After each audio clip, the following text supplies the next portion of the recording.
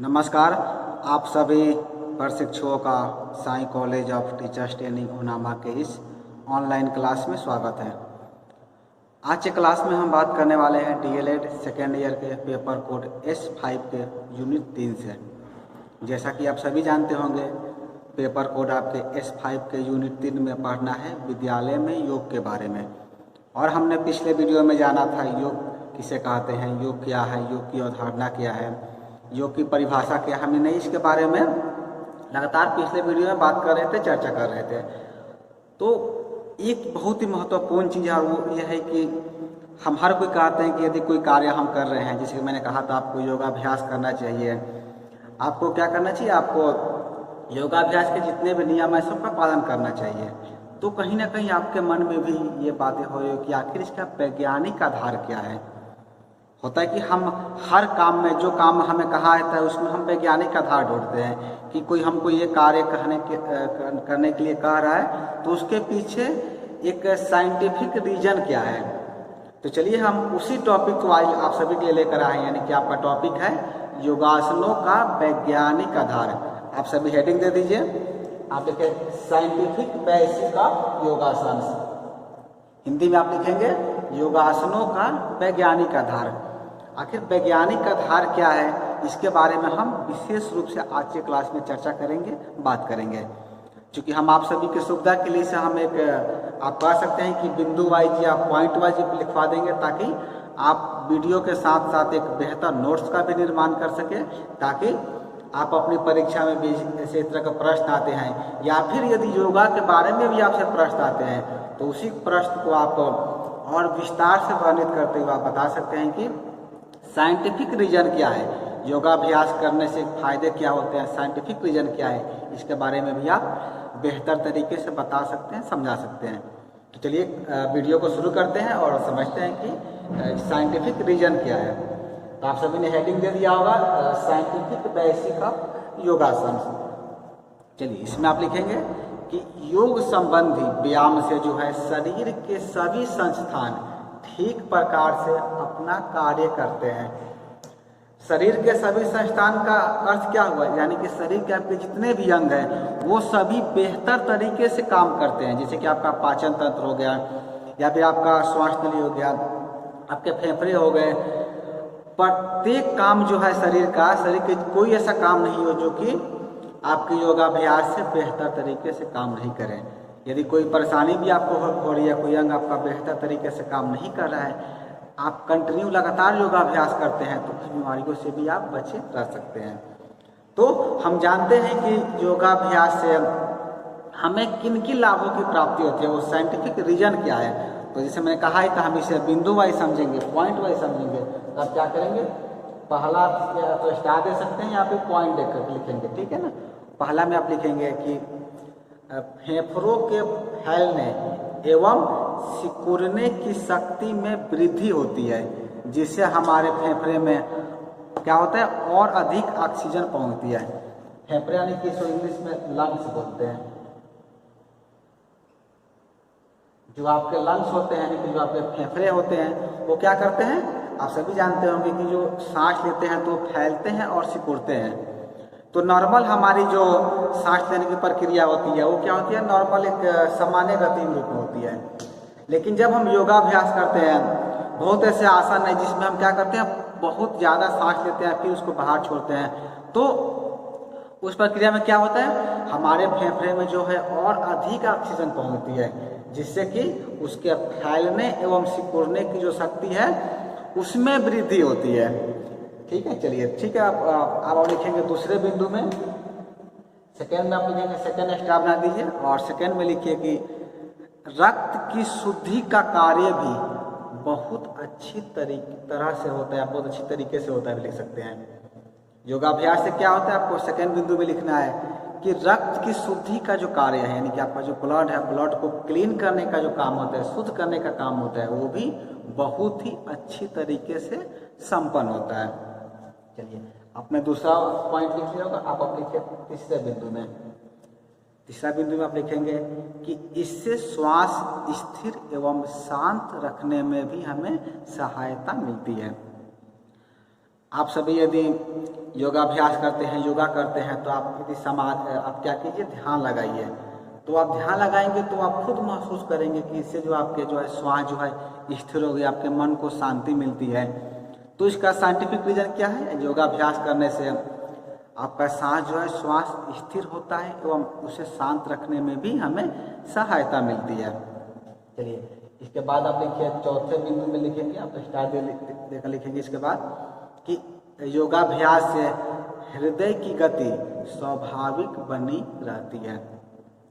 जो आपके हृदय की जो गति होती है वो भी स्वाभाविक बनी रहती है, कभी भी उसमें समस्या उत्पन्न नहीं होती है। चलिए इसके बाद आप लिखेंगे, इसके बाद आप स्टार दे दीजिए, इसमें लिखेंगे आप कि पाचन क्रिया को ठीक बनाए रखने में भी सहायता मिलती है। योगाभ्यास से क्या होता है? योगाभ्यास आप लगातार करेंगे तो जो आपकी पाचन क्रिया है, पाचन क्रिया भी बेहतर तरीके से बनी रहती है। अधिकतर लोगों को जो है गैस की, एसिडिटी की समस्या रहती है। वो समस्या क्यों उत्पन्न होती है? क्योंकि उनका जो पाचन क्रिया है वो बेहतर तरीके से, पाचन अंग जो है होते हैं, क्या होते हैं, बेहतर तरीके से अपना कार्य संपन्न नहीं करते हैं। इसीलिए उनके अंदर जो है अधिकतर गैस एवं एसिडिटी की समस्या बनी रहती है। यदि वो लगातार योगाभ्यास करें, जो भी उन्हें आसन बताए गए हैं, यदि उन सब का वो अभ्यास करें तो क्या होगा, उनकी पाचन क्रिया भी बेहतर बनी रह सकती है। चलिए ठीक है, इसके बाद आप लिखिए अगला स्टार दे करके, इसमें आप लिखेंगे कि योगाभ्यास से जो है विजातीय द्रवों को शरीर से बाहर निकालने में भी ये क्रियाएं सहायता करती हैं। यानी आपके शरीर के जो अवशिष्ट पदार्थ होते हैं जिन्हें बाहर निकालना है, उन्हें भी बाहर निकालने में, आपके शरीर से बाहर निकालने में क्या होता है, सहायता मिलता है। यदि एक हम उदाहरण की बात करें तो जब आप योगाभ्यास करेंगे, कठिन श्रम करेंगे, तो आप देखेंगे आपको पसीना बहुत ज़्यादा निकलता है। तो पसीना से क्या होता है, जो भी आपके शरीर के, जो आप कह सकते हैं विजातीय द्रव्य होते हैं, जो लिक्विड जो आपके शरीर के नुकसानदेह हैं, वो आपके पसीने के साथ बाहर निकल जाते हैं। तो ये सब क्या होता है, आपको बेनिफिट करता है योगाभ्यास से। इसके बाद आप एक और स्टार देकर लिखेंगे, एक और पॉइंट देकर लिखेंगे आप इसमें कि योग संबंधी व्यायाम के नियमित अभ्यास से आपके रीढ़ की हड्डी एवं अन्य मांसपेशियों में करापन नहीं आ पाता है।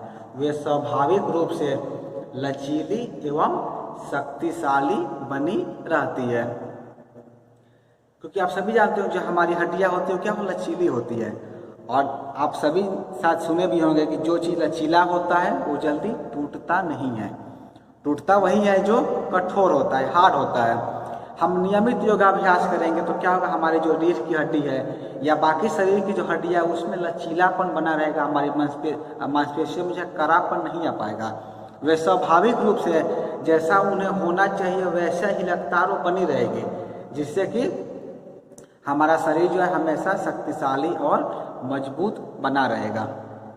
चलिए ठीक है, इसके बाद आप लिखें, नेक्स्ट स्टार देकर लिखेंगे, नेक्स्ट बिंदु में आप सभी को लिखना है कि योग आसन शरीर के ताप क्रम को सहज एवं सामान्य बनाए रखने में भी सहायता प्रदान करते हैं। योग के जितने भी आसन हैं, हमने उस आसन के बारे में पिछले वीडियो में चर्चा भी किया था। तो वो आसन क्या करते हैं, वो आपके शरीर के तापक्रम को, यानी कि आपके शरीर के टेम्परेचर को जो है सहज एवं सामान्य बनाए रखने में भी सहायता प्रदान करते हैं। क्योंकि आप सभी जानते होंगे कि शरीर को जो है एक विशेष आप तापक्रम की, विशेष टेम्परेचर की हमेशा आवश्यकता होती है। यदि हमारे शरीर का तापमान जो है, टेम्परेचर जो है बढ़ जाएगा तो भी समस्या है, कम हो जाएगा तो भी समस्या है। तो योगाभ्यास से क्या होता है, आपके शरीर का जो टेम्परेचर है, आपके शरीर का तापक्रम है, वो भी सामान्य बना रहता है। चलिए इसके उपरांत जो है आप अगला बिंदु में लिखिए, नेक्स्ट बिंदु में आप नेक्स्ट स्टार दे देंगे। नेक्स्ट स्टार में आप सभी को लिखना है कि विभिन्न प्रकार के योगासन शरीर को निरोग रखकर दीर्घायु बनाने में भी यौगिक आसन जो है महत्वपूर्ण भूमिका का निर्वहन करते हैं या निर्वाह करते हैं। जितने तरह के आसन है, बहुत तरह के आसन है, आप अपनी सुविधा अनुसार या जो आपसे हो सके, जो आप जितना कर सके, यदि उन योगासनों का आप नियमित अभ्यास करते हैं, प्रत्येक दिन करते हैं, तो आप क्या होते हैं, आप हमेशा निरोग रहेंगे, आपको कोई परेशानी नहीं होगा, कोई बीमारी नहीं होगा, और आप दीर्घायु भी बन सकते हैं। दीर्घायु यानी कि आप बहुत ज़्यादा दिन तक जीवित रहेंगे। और हमेशा सबसे बड़ी बात कि आप हमेशा निरोग रहेंगे, यानी आपको जो है बीमारियां घेरेगी नहीं, आप हमेशा स्वस्थ रहेंगे, हंसमुख रहेंगे। तो आपको क्या करना है, जितने भी आपके जो योगासन है, जो भी योगा के टिप्स आपको बताए जाते हैं, जैसे कि मैंने पिछले वीडियो में भी आपसे कहा था कि बहुत सारे ऐसे योगा के स्पेशलिस्ट चैनल है, यूट्यूब पर पेज हैं, जिसे आप लोग फॉलो करके नियमित योगाभ्यास से आप अपने आप को क्या कर सकते हैं, स्वस्थ एवं बेहतर तंदुरुस्त रख सकते हैं। चलिए, इसके बाद जो आप नेक्स्ट स्टार पे लिखेंगे, नेक्स्ट बिंदु में आप सभी को लिखना है कि योगासन की क्रियाओं से जो है आपकी ज्ञानेंद्रियों की संवेदनशीलता में वृद्धि होती है। जो हमारी ज्ञानेंद्रियां होती है, जो इसकी संवेदनशीलता है, इसमें वृद्धि होती है। इससे फायदा क्या होता है, इससे आपका जो है मन की चित्त वृत्तियों पर नियंत्रण रखने की योग्यता में वृद्धि होती है। आपका शरीर जो है स्वस्थ रहने से शांत, स्फूर्तिदायक मस्तिष्क का विकास स्वतः ही हो जाता है। आपके जो मस्तिष्क का विकास है वो क्या होता है, स्वतः ही हो जाता है। यदि आप योगाभ्यास करेंगे तो जो आपकी ज्ञानेंद्रियां है, वो ज्ञानेंद्रियां जो है उनकी संवेदनशीलता में वृद्धि होगी। आप वृद्धि होने से किसी चीज को आप बेहतर तरीके से समझ सकते हैं, उसे याद रख सकते हैं। जैसे कि ये वीडियो हम आप सभी के लेकर आए हैं, तो इन वीडियो में जितने भी बिंदुओं पर हम चर्चा कर रहे हैं, आप क्या करेंगे, वीडियो देख करके ही यदि आपकी ज्ञानेंद्रियां एक्टिव हो, आप बेहतर तरीके से इस क्लास को अटेंड कर रहे हैं, बेहतर तरीके से सुन रहे हैं, तो आप वीडियो देखने के साथ ही सब चीज़ों को याद करते जाएंगे, आपके दिमाग में स्थिर हो जाएगा। तो आप क्या करेंगे, जब भी योगा से आपकी परीक्षा में प्रश्न आते हैं, ये मान कर चलिए कि योगा से जो है 1 या 2 प्रश्न आपकी परीक्षा में आएंगे ही आएंगे। तो यदि आप इन सभी बिंदुओं को याद रखेंगे, नोट्स बना कर रखेंगे, तो आपकी परीक्षा में बहुत ही कारगर सिद्ध होंगे।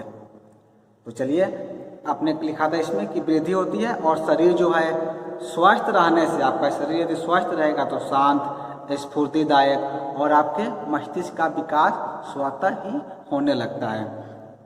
क्योंकि आप सभी जानते होंगे, यदि आप स्वस्थ रहते हैं तो स्वस्थ रहने पर ही आपको पढ़ाई में मन लगता है, खेलकूद में मन लगता है, कोई काम करने में मन लगेगा। यदि आप स्वस्थ नहीं रहें और स्वस्थ रहेंगे तो कोई भी काम आप करेंगे, आपको उस काम करने में आपको मन नहीं लगेगा। तो इसीलिए आपको करना क्या है, कोशिश ये करना है कि हम जितना हमको समय मिलता है, वर्तमान में तो आपको पूरा समय मिल रहा है, जैसे कि लॉकडाउन की स्थिति है, तो कोरोना जैसी स्थिति में आप घर पर हैं, तो घर पर रहते हुए आप क्या कर सकते हैं, प्रत्येक दिन सुबह में योगाभ्यास करें। यदि सुबह में समय नहीं मिलता है तो शाम में भी कर सकते हैं। और जितने भी आप सभी को ऑनलाइन वीडियो प्रोवाइड करा जाए, आपको जो होमवर्क दिया जाता है, उसको प्रत्येक दिन आप बनाकर भेजें, जिससे कि क्या होगा, आपके पास एक नोट्स भी बनते जाएगा और साथ ही साथ आपके परीक्षा की तैयारी भी बेहतर तरीके से होती जाएगी। चलिए ठीक है, इसके बाद आप लिखिए नेक्स्ट बिंदु में, अगला बिंदु में लिखेंगे आप कि यौगिक आसनों के नियमित अभ्यास से स्वच्छता, सादगी, सात्विकता इत्यादि गुणों का विकास होता है, जिससे व्यक्ति की तामसी प्रवृत्तियां अपने आप ही दूर हो जाती है। जब हम यौगिक आसनों का अभ्यास करेंगे, नियमित अभ्यास करेंगे, यहाँ पर एक चीज आप ध्यान देंगे, आपने लिखा है यौगिक आसनों के नियमित अभ्यास है। हमें ऐसा नहीं करना है कि एक दिन अभ्यास कर लिए फिर छोड़ दिए, हमें इसका अभ्यास नियमित करना है, यानी कि प्रत्येक दिन करना है। यदि आप इसका प्रत्येक दिन अभ्यास करते हैं, नियमित अभ्यास करते हैं, तो खुद आप महसूस करेंगे कि आपके अंदर जो है स्वच्छता, सादगी, सात्विकता जैसे महत्वपूर्ण गुणों का अपने आप विकास होने लगता है। जो व्यक्ति की जो तामसी प्रवृत्तियां होती है, तामसी प्रवृत्तियां का अर्थ आप कह सकते हैं कि जो राक्षसी प्रवृत्तियां जो होती है, यानी कि जो खराब मतलब काम करने की जो प्रवृत्तियां होती है, वो प्रवृत्तियां जो है अपने आप ही दूर होती चली जाती है। चलिए इसके बाद आप लिखिए अगला बिंदु में, अगला स्टार में आप सभी को लिखना है कि योगासन जो है योग साधना की प्रथम सीढ़ी माने जाते हैं। अतः आध्यात्मिक विकास में जो है आधार भूमि का भी कार्य इनके द्वारा संपन्न किया जाता है। यानी कि योगासन जो होते हैं, जो योग साधना की ये प्रथम सीढ़ी माने जाते हैं। तो जो आध्यात्मिक विकास होता है, इसकी आधार भूमि का कार्य भी यही करते हैं। यदि आप अध्यात्म में रमना चाहते हैं, आध्यात्मिक की ओर जाना चाहते हैं, तो योगासन को जो है पहला सीढ़ी माना गया है। ऐसा नहीं है कि आप योगासन करेंगे, योगा करेंगे तो आप अध्यात्म की तरफ ही चले जाएंगे, लेकिन जिन व्यक्तियों के द्वारा अध्यात्म की ओर बढ़ा जाता है, उसका प्रथम सीढ़ी भी योगासन को ही माना गया है। योगासन को क्यों माना जाता है? क्योंकि योगा करने से आपका मस्तिष्क स्थिर होता है, आप एक जगह पर ध्यान केंद्रित कर पाते हैं। और जब तक आप एक चीज़ पर, एक वस्तु पर या एक किसी भी करिकुलम पर, एक विषय पर ध्यान केंद्रित नहीं करेंगे, तब तक आप चीज़ों को बेहतर तरीके से समझ नहीं सकते हैं। इसीलिए कहा जाता है कि आप एक बार में, एक साथ में एक ही कोर्स करें, एक ही पढ़ाई करें और अपना 100% जो आपका पूरा ध्यान है उस पार्टिकुलर विषय पर लगा दें, ताकि आप बेहतर तरीके से सफलता प्राप्त कर सकें। चलिए आज के क्लास के हम एक अंतिम बिंदु पर बात करते हैं। उम्मीद है कि आप सभी जो है बिंदु वाइज जो है या स्टार वाइज आप नोट्स भी बनाते चले होंगे। चलिए आप अंतिम बिंदु लिख लीजिए। इसमें आप सभी को लिखना है कि योगासन जो है व्यक्ति में सर्वहित चिंतन की भावना की वृद्धि करते हैं। उसे संसार के सभी प्राणियों में आत्म स्वरूप का ही दर्शन होता है। अतः जो है ये आसन व्यक्ति का सामाजिक विकास का, विश्व बंधुत्व की भावना को विकसित करने में भी सहायक होते हैं। यानी इसका अर्थ क्या हुआ? योगासन के द्वारा जो है व्यक्ति में सर्वहित चिंतन की भावना का वृद्धि होता है। सर्वहित चिंतन यानी कि पूरे समाज का, पूरे देश का, पूरे इस धरती के लोगों का विकास के लिए, उनके आप कह सकते हैं कि सर्वगुण विकसित करने के लिए उनमें चिंतन की भावना का विकास होता है। उसे संसार के जो है सभी प्राणियों में आत्म स्वरूप का दर्शन होने लगता है। यानी कि धीरे धीरे क्या होते हैं? अध्यात्म की ओर बढ़ने लगते हैं। जो आध्यात्मिक गुरु होते हैं वो सभी प्राणियों के, यानी कि मानव कल्याण के लिए कार्य करते हैं। अतः जो है वो व्यक्ति जो है सामाजिक विकास का, विश्व बंधित्व की भावना को जो है विकसित करने में भी क्या होते हैं? सहायक सिद्ध होते हैं। तो आज की क्लास में जो है हम साइंटिफिक बेसिक ऑफ योगासन के अंतर्गत कुछ महत्वपूर्ण बिंदुओं पर बात की चर्चा की है। क्योंकि योग और योगा के बारे में जो है, आपके योगा प्राणायाम के बारे में हम पिछले वीडियो में भी चर्चा कर लिए थे। कुछ साइंटिफिक रीजन था, जो साइंटिफिक बेसिक आधार था योगासनों के बारे में, जो कि चर्चा करना आप सभी के भी जरूरी था, ताकि जब आप योगा के बारे में लिखना शुरू करें, योगा के बारे में आप परीक्षा में लिखें, तो बेहतर तरीके से आप इसको परिभाषित कर सकें। आपने इसका नोट्स भी बना ही लिया होगा, इसको आप नियमित पढ़ें। यदि नहीं समझ में आए तो वीडियो को पुनः देख लें और पुनः नोट्स बनाएं, ताकि आप अपनी परीक्षा की तैयारी बेहतर तरीके से संपन्न कर सकें। तो आज की क्लास में इतना ही। हम अगले वीडियो में जो है DLED सेकेंड ईयर के बाकी यूनिट को आप सभी के बीच लेकर आएंगे। आज की क्लास में इतना ही। आज की क्लास को पूरा देखने के लिए आपका धन्यवाद।